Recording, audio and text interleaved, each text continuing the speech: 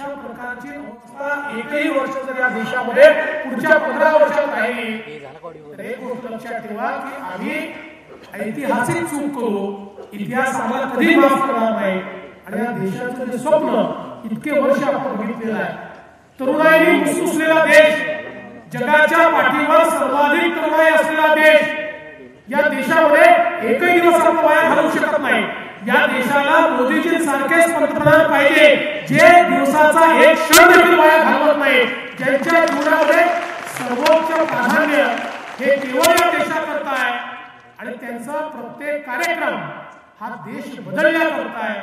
आणि म्हणून खऱ्या अर्थानं आपण जी लढाई लढतोय, एक लक्षात ठेवा, ही पंतप्रधान पदाकरता नाही, ही सत्तेकरता नाही, ही भारताकरता लढाई, भारत देशाकरता लढाई आहे।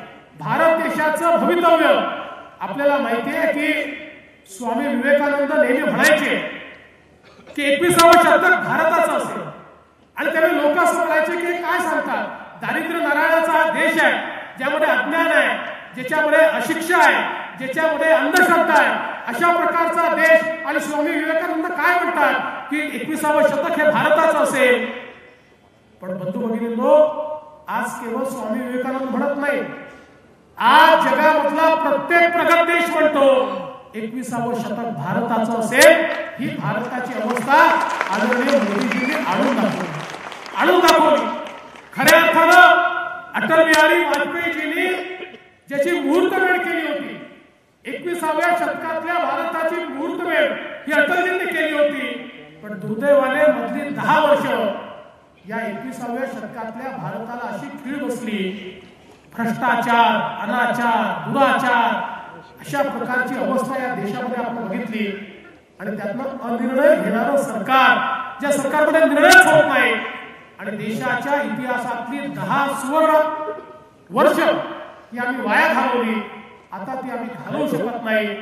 आपल्याला सर्वांना माहिती आहे, आपले माजी राष्ट्रपती APJ अब्दुल कलाम हे सांगायचे 2020 साली अग्निपंखांनी हा भारत उडू शकतो। ते ज्या आधारावर सांगायचे, त्या आधाराची जी आधारशिला आहे ती खऱ्या अर्थानं रोवण्याचं काम हे आदरणीय मोदीजींनी केलं आहे। आणि या भारतामध्ये ज्या प्रकारचे कार्यक्रम आपण हातामध्ये घेतले, भारताच्या प्रगतीमधला सगळ्यात मोठी अडचण जर काही होती तर या भारतातली गरिबी। आपण मंगळावर यान पाठवतोय, पण मंगळावर यान जात असताना देशातल्या 55% लोकांकडे शौचालय नसणं, देशातल्या 40% लोकांना घर नसणं, देशातल्या अर्ध्या कुटुंबांना गॅस नसणं, देशातल्या 25% कुटुंबाकडे इलेक्ट्रिसिटी नसणं, या देशाची अवस्था अशी होती, एक मोठी विषमता देशामध्ये होती। आणि मोदीजींनी गेल्या 4 वर्षांमध्ये हीच विषमता दूर केली। ही विषमता दूर करण्याकरता एक कार्यक्रम आणला। समाजातला शेवटचा व्यक्ती, ज्या अंत्योदयाचा विचार पंडित दीनदयाळजींनी आपल्याला सांगितला, त्या अंत्योदयाच्या विचाराला तंतोतंत कृतीमध्ये उतरवण्याचं काम हे आदरणीय मोदीजींच्या माध्यमातून झालं। आणि म्हणून खऱ्या अर्थानं आज बघा, देशामध्ये शेवटचा जो माणूस आहे त्याच्या जीवनात परिवर्तन होत आहे। बेघर आहे त्याला घर मिळत आहे, ज्याच्याकडे शौचालय नव्हतं त्याच्याकडे शौचालय झालंय, ज्याला बँक अकाउंट नव्हतं त्याच्याकडे बँक अकाउंट झालंय, ज्याच्याकडे विद्युत इलेक्ट्रिसिटी नव्हती त्याच्याकडे इलेक्ट्रिसिटी गेली आहे, ज्याच्याकडे काहीही नव्हतं अशा प्रत्येकाला आधार देण्याचं काम हे मोदीजींच्या सरकारमध्ये झालंय। आणि हा जो 50% वर्ग आहे देशातला, हा ज्यावेळी पुढे येईल त्यावेळी या देशाला कोणी थांबवू शकत नाही, आणि त्याच वर्गाला पुढे आणण्याचं काम आपण सुरू केलं आहे। आणि मला विश्वास आहे की आता 2019 ते 2024 या कालावधीमध्ये या भारतामध्ये गरिबीचं निर्मूलन हे प्रत्यक्षात झालेलं आपल्याला दिसू शकेल। अशा प्रकारची प्रगती आज भारत करतो। जे नेते असतात ते वर्तमानात न बोलतात, जे चांगले नेते असतात ते भविष्यात न बोलतात, पण जे स्टेट्समन असतात ते खऱ्या अर्थानं भविष्य तर पाहतातच, पण त्या भविष्याकडे जाण्याचा रस्ता काय आहे तो रस्ता देखील आपल्याला सांगतात। काल परवा जे बजेट आदरणीय मोदीजींच्या नेतृत्वात सादर झालं, कुठल्याही बजेटमध्ये 1 वर्षाचं बजेट असतं। या 1 वर्षात आम्ही काय करणार आहोत हे ते बजेट सांगतं, पण परवा सादर झालेलं बजेट हे जरी वर्षभराचं बजेट असेल तरी त्याचा परिणाम अनेक वर्षांवर होणार आहे अशा प्रकारचं बजेट हे आदरणीय मोदीजींच्या नेतृत्वात सादर झालं.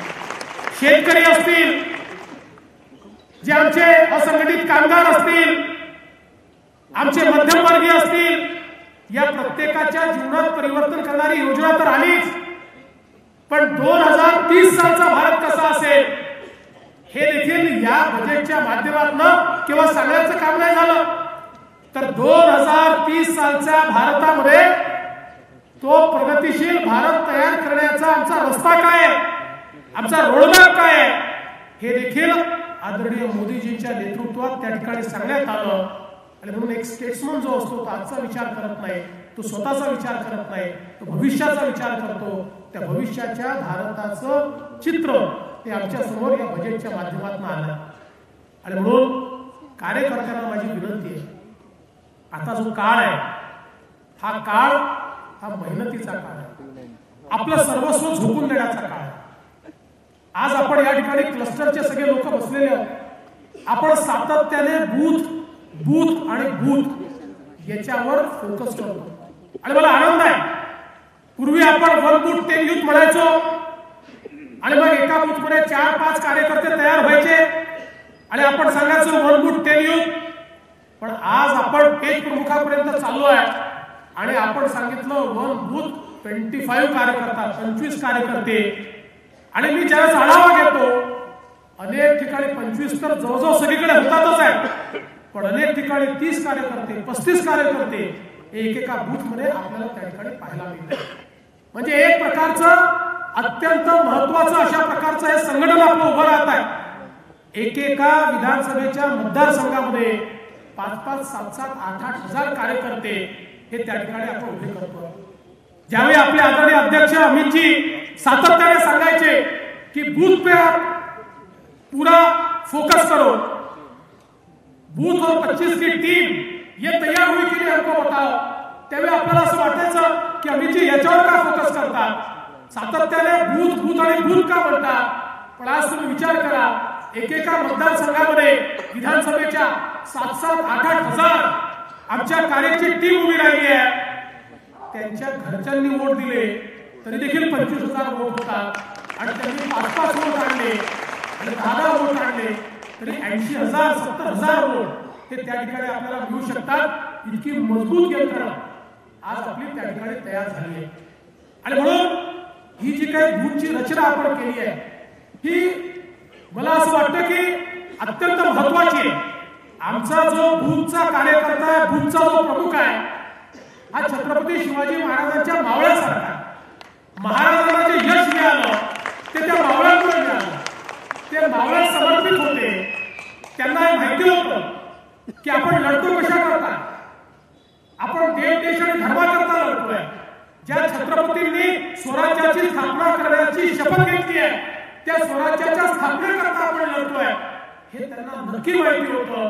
आणि म्हणून ज्यावेळी ते लढाई करायचे त्यावेळी त्यांच्या मनामध्ये कुठलाही संभ्रम नसायचा. अशाच प्रकारचा कुठलाही संभ्रम नसलेले बूथचे कार्यकर्ते आम्हाला तयार करायचे की ज्यांना माहिती पाहिजे की कोणाला आमदार खासदार करण्याकरता आम्ही लढत नाहीये, भारत देशाकरता आम्ही लढतोय, या देशाच्या भविष्याकरता आम्ही लढतोय. कारण या देशामध्ये मोदीजींचं सरकार राहिलं नाही तर या देशाला जे भविष्य आहे ते आज जे या देशाला प्रगतीकडे घेऊन चाललेलं आहे ते पुढे राहणार नाही. आणि म्हणून त्या उदात्त कार्यकर्ता आम्ही लढतोय या मानसिकतेतनं प्रत्येक बूथच्या कार्यकर्त्यांनी आणि बूथ प्रमुखांनी आपल्याला लढायचं आहे. आपल्याला माहिती आहे प्रतापगडाची जी लढाई आहे ती अत्यंत महत्वाची आहे आणि स्वराज्याच्या इतिहासामध्ये अफजल खानाचा वध हा एक अत्यंत महत्वाची घटना आहे. पण महाराजांनी केवळ अफजल खानाचा वध केला इथपर्यंतही सीमित नाहीये. ज्या प्रकारचं नियोजन हे त्या ठिकाणी महाराजांनी केलं होतं ते नियोजन अत्यंत महत्वाचं आहे.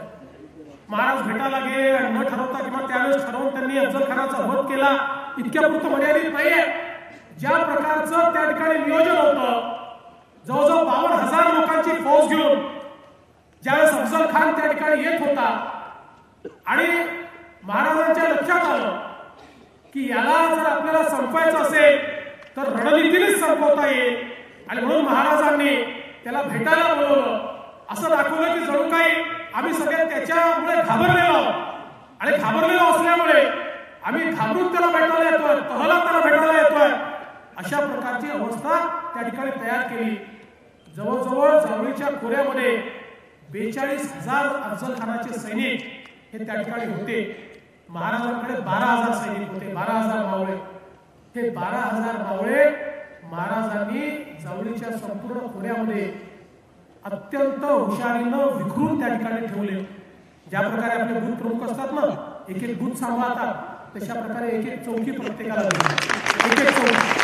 आणि त्यांना सांगितलं इथं हलायचं नाही.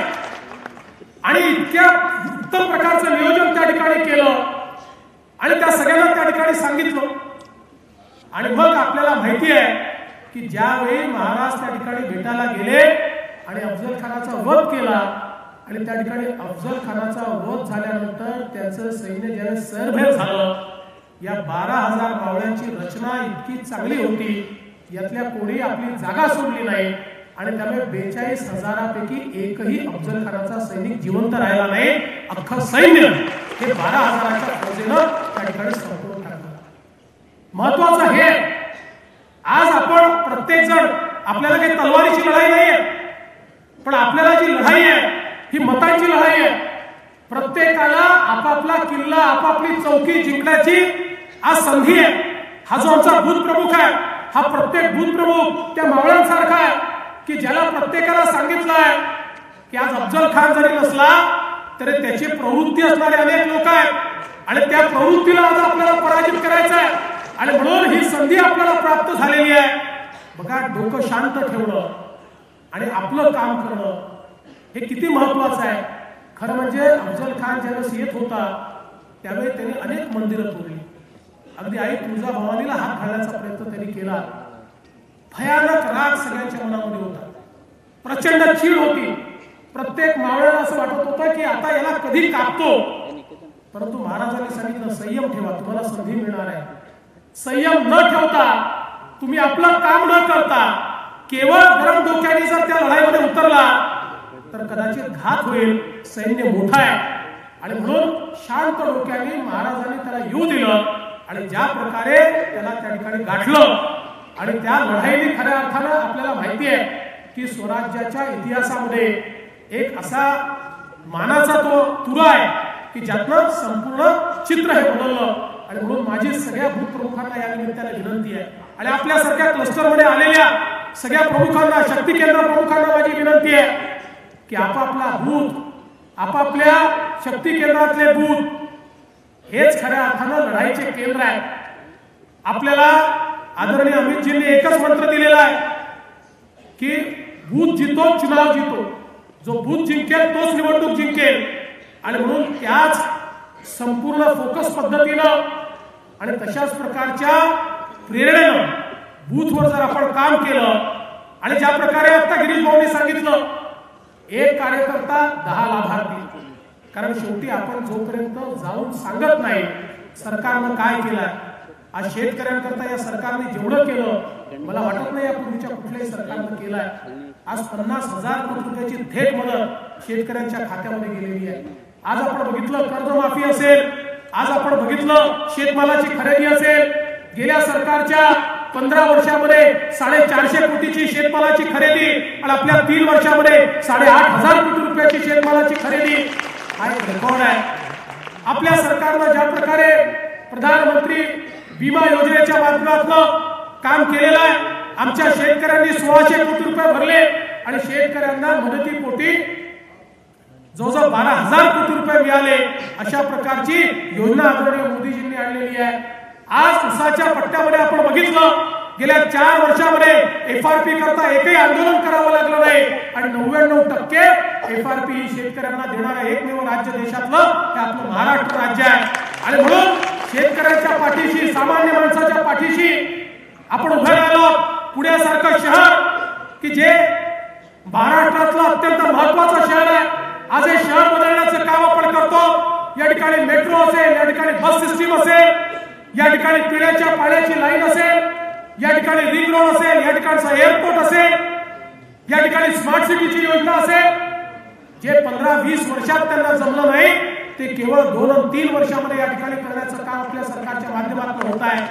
आणि म्हणून मी आपल्याला विनंती करण्याकरता या ठिकाणी आलो आहे की आता हे सगळं परिवर्तन जे आपण करतोय ते लोकांपर्यंत घेऊन जा, प्रत्येक माणसाशी आपण संपर्क करा आणि त्या माध्यमातून मला विश्वास आहे की या ठिकाणी या क्लस्टर मधल्या तिन्ही जागा आपण निश्चितपणे जिंकू आणि खऱ्या अर्थानं या देशामध्ये मोदीजींना पंतप्रधान करण्याकरता महाराष्ट्रच अग्रेसर राहील हा विश्वास मी या ठिकाणी व्यक्त करतो आणि माझं बोलणं संपवतो.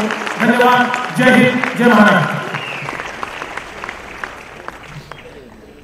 पुणे क्लस्टरच्या शक्ती केंद्र प्रमुख संमेलनासाठी या ठिकाणी सर्वच प्रमुख पदाधिकारी, शक्ती केंद्र प्रमुख, बूथ प्रमुख या ठिकाणी उपस्थित आहेत.